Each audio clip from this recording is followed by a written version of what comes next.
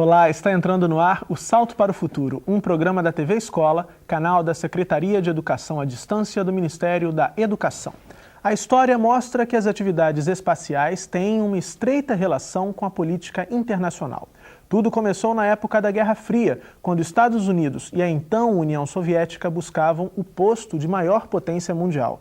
No programa de hoje, vamos discutir o contexto histórico das atividades espaciais, com destaque para um personagem fundamental nessa história, o foguete. São nossos convidados Danton Vilas Boas, do Instituto de Aeronáutica e Espaço, do Comando Geral de Tecnologia Aeroespacial, Daniel Pinheiro, professor do Centro Educacional de Jovens e Adultos, professora Lia Campos, em Natal, no Rio Grande do Norte, e Ivete Rodrigues, gerente do programa AEB Escola. E eu conto também com a sua participação no Salto para o Futuro de hoje. Ligue para a gente e participe pelo telefone 0800 21 6689. Para mandar suas perguntas por fax, nosso número é 0, código da operadora 21 2232 3271. Se quiser participar por e-mail, é só escrever para salto@tvebrasil.com.br. Com o fim da Segunda Guerra Mundial, o mundo ficou polarizado. De um lado, os Estados Unidos, do outro, a União Soviética. Capitalismo e comunismo com seus conceitos e padrões de vida. A Alemanha, derrotada na guerra, foi dividida, assim como as tecnologias bélicas desenvolvidas no país. Ávidos por ampliar seu poderio militar, americanos e soviéticos recorreram aos cientistas e técnicos alemães responsáveis pelo aprimoramento dos foguetes. Era o início da Guerra Fria e da corrida espacial. Os soviéticos deram os primeiros passos nessa corrida. Lançaram em 1957 o primeiro satélite artificial, o Sputnik. Um mês mais tarde, mais um avanço. A cadela Laika foi o primeiro ser vivo enviado ao espaço, a bordo do Sputnik 2. A reação dos americanos às conquistas russas foi imediata e em 1958 foi criada a NASA, a Agência Espacial Americana. As surpresas vinham em cadeia. Em 12 de abril de 61, o soviético Yuri Gagarin deu uma volta completa em torno da Terra. Entrou para a história como o primeiro homem em órbita do planeta. Este feito só foi equiparado pelos americanos em fevereiro de 62, quando John Glenn refez o percurso e deu 2 voltas a mais em torno da Terra. O desafio agora era a Lua. Dessa vez a conquista foi americana. Em 20 de julho de 1969, a Apollo 11 pousou em solo lunar, num espetáculo transmitido pela televisão graças aos satélites para quase 1 bilhão de pessoas em todo o planeta. Nas últimas décadas, as atividades espaciais vêm se intensificando. Sondas interplanetárias, ônibus e estações espaciais já se tornaram termos frequentes nos noticiários.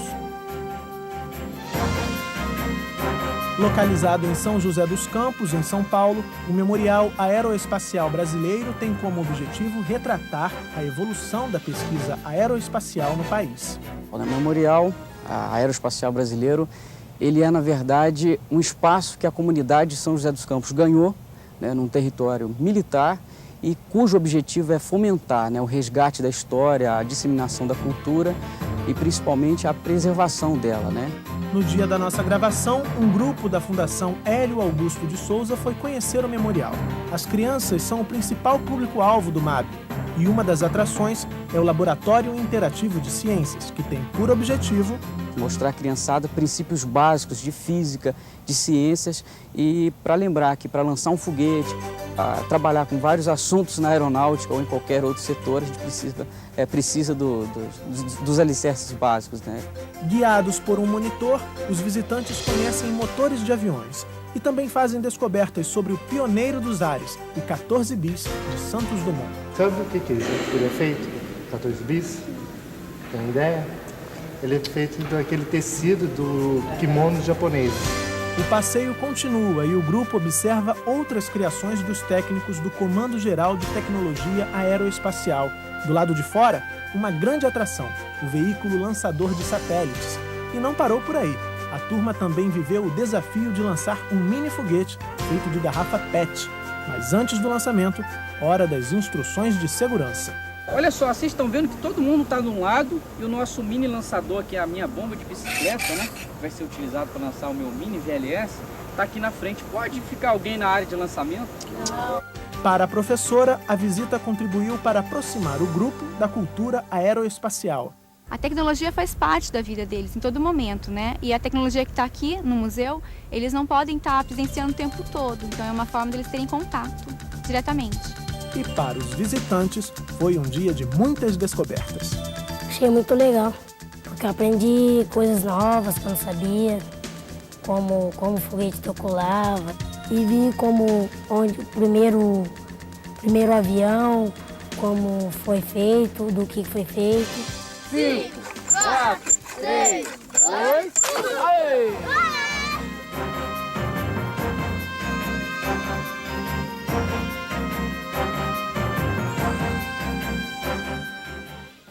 Bom, começando o Salto para o Futuro de hoje, gostaria de agradecer aos nossos convidados pela presença, pela participação no programa. Danton Vilas Boas é tecnologista do Comando Geral de Tecnologia Aeroespacial e do Instituto de Aeronáutica e Espaço em São José dos Campos, onde desde 1985 atua em diversos projetos de veículos espaciais, como as foguetes das famílias Sonda e VS e no VLS-1.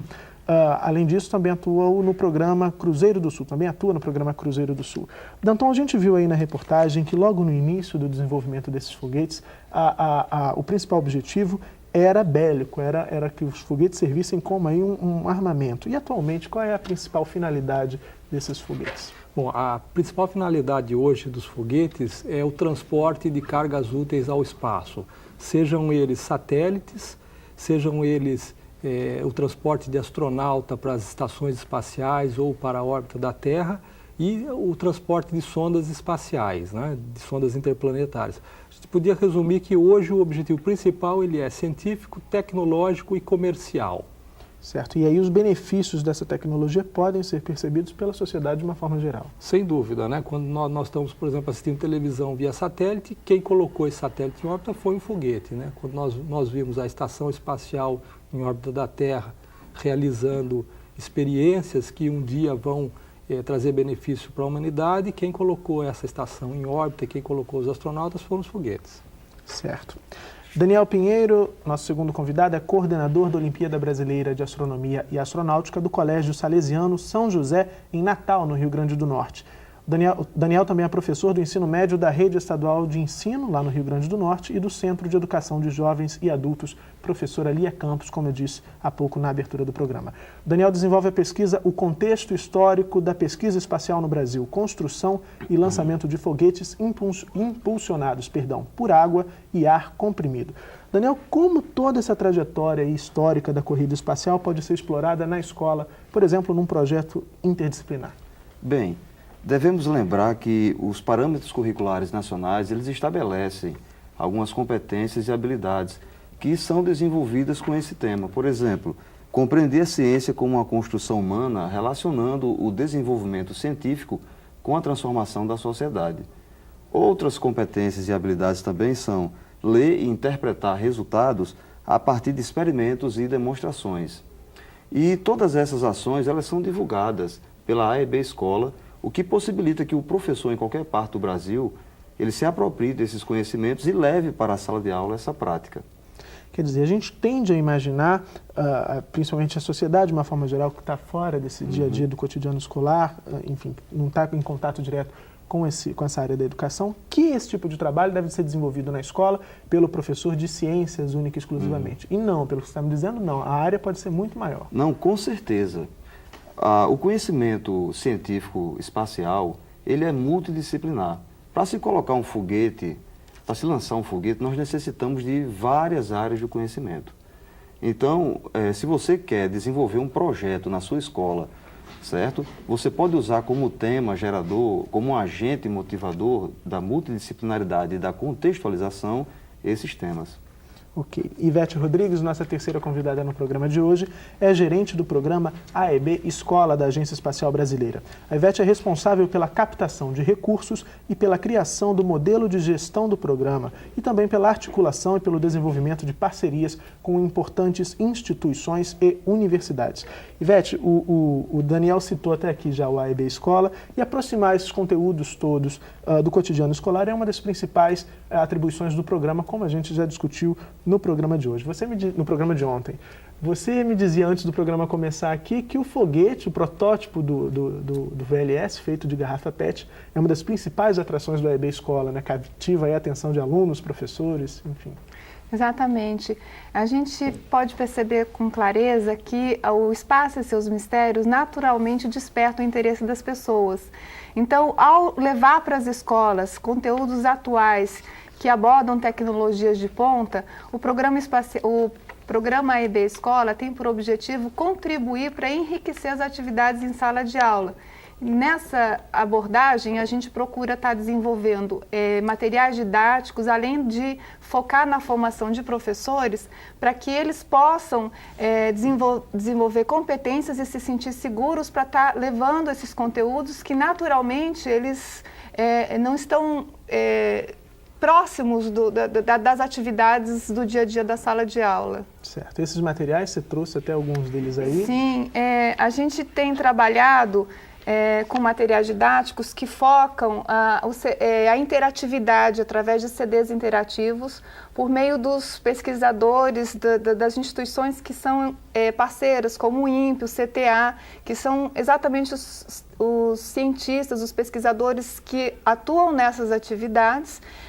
A gente procura, então, estar trazendo esses conteúdos, fazendo a relação com o meio ambiente, a contextualização, como eles estão presentes na sala de aula, e aí, de uma forma instigante e motivadora, o aluno tem esse contato com a área. E mais importante disso, a gente já tem percebido que desde a ação do AEB Escola, nós temos tido já relatos de estudantes que vêm orientando a sua vocação, as escolhas para prestar o vestibular dentro dessa área, que é um dos nossos objetivos. Certo. E existe uma idade, uma faixa etária mais indicada para que o professor inicie o trabalho com esse tipo de conteúdo junto aos seus alunos? As nossas atividades, nessa primeira fase do programa AEB Escola, elas estão focadas para as séries finais do ensino fundamental e para o ensino médio, onde temas das diversas áreas do conhecimento, como sociologia, história, naturalmente eles conseguem fazer uma relação, como já foi dito, pelo fato de que a área espacial permeia todas as áreas do conhecimento. Já temos a primeira participação por telefone no programa de hoje. Quem fala com a gente é o Wagner, aqui do Rio de Janeiro. Tudo bem, Wagner? Tudo bem. Boa noite a todos. Eu sou do teleposto de Paraíba do Sul, no estado do Rio de Janeiro. E a nossa pergunta é a seguinte: é verdade que a primeira nave não tripulada a pousar na Lua foi russa e o ano era 1967? A ser verdade, por que esse fato importantíssimo não é divulgado hoje em dia? Existe alguma questão ideológica ainda imperando? Ok, Wagner, muito obrigado pela sua participação mais uma vez nessa série. Eu espero por você ao longo de toda essa semana aqui no Salto para o Futuro. Danton, aí tem um elemento que o Wagner traz, a questão ideológica. A gente sabe ainda hoje que, por exemplo, muita gente também não acredita que o homem já chegou de fato à Lua. Como é que você pode responder aí a curiosidade do Wagner? Eu vejo que hoje não há essencialmente um conteúdo ideológico. Se a gente olhar a Estação Espacial Internacional, nós vemos que isso é um projeto de 16 países, inclusive do Brasil, principalmente levado à frente pela Rússia e pelos Estados Unidos. Então, hoje a gente pode dizer que a corrida espacial acabou efetivamente e o que ocorre no lugar dela é uma cooperação entre essas nações visando o desenvolvimento da ciência e da tecnologia espacial. Agora, só para o Wagner não se sentir ali sem resposta, essa história da nave russa pousando antes na Lua, você tem algum conhecimento? Eu não me lembro exatamente, eu tenho a impressão que é verdade o que ele falou, que é correto, né? Eu não sei exatamente a data que ocorreu, mas é que o efeito, o que marcou mais efetivamente foi o homem na Lua, né? Isso realmente foi uma demonstração que talvez tenha sido o maior empreendimento tecnológico que a humanidade já fez, né? E num tempo relativamente pequeno, né? Se a gente considerar que os americanos decidiram ir à Lua em 1960, no início dos anos 60, e durante aquela década eles chegaram lá, realmente foi um evento significativo para a humanidade. Quem fala com a gente agora de Goiás é a Maria Lucia. Tudo bem, Maria Lucia? Boa noite, Murilo e convidados. Sou cursista do NTE de Anápolis, Goiás. A nossa pergunta é: o avanço da tecnologia tem contribuído para o desenvolvimento da ciência na pesquisa e descoberta dos mistérios do universo. Como acompanhar a evolução dessas pesquisas sem atrofiar os conhecimentos pré-existentes? Muito obrigada e tenha uma boa noite. Boa noite, Maria Lucia. Obrigado pela sua participação. Daniel, então, me parece que a Maria Lucia tem aquele certo receio, a velocidade das inovações tecnológicas que muitas vezes podem suplantar uma conquista anterior também importante. Como é que você pode respondê-la? Bom, Luci, né? Luci, devemos nos lembrar que todas as áreas do conhecimento hoje, elas estão ligadas à tecnologia. Então, veja que você pode, na sala de aula, contextualizar, está certo, o tema, o conteúdo que você está ministrando e, naturalmente, os alunos irão pesquisar. Essa pesquisa ela pode ser feita na internet e, quando o aluno está fazendo a sua pesquisa, ele também está desenvolvendo uma competência e também habilidades. Por exemplo, ler e interpretar textos científicos e também manusear todo o equipamento que possibilita escrever um texto. Então, dentro do nosso contexto, aqui no Brasil, os alunos eles estão se informando, tem televisão, tem acesso à internet e, ao invés de atrapalhar ou complicar, na realidade vai facilitar as suas ações em sala de aula. Já temos mais uma participação no programa de hoje. Quem fala com a gente é o Elcimar, do Tocantins. Tudo bem, Elcimar? Boa noite, Murilo. Boa noite, convidados. Eu sou o professor Elcimar Pessoa, do Teleposto Paulo Freire, de Araguaína, estado de Tocantins. A minha pergunta é a seguinte: atualmente, o nosso brasileiro, o tenente-coronel Marcos Pontes, foi ao espaço, levando alguns experimentos de alunos secundaristas. Para a educação, qual o real valor dessas experiências e a importância delas para a astronomia? Muito obrigado e boa noite.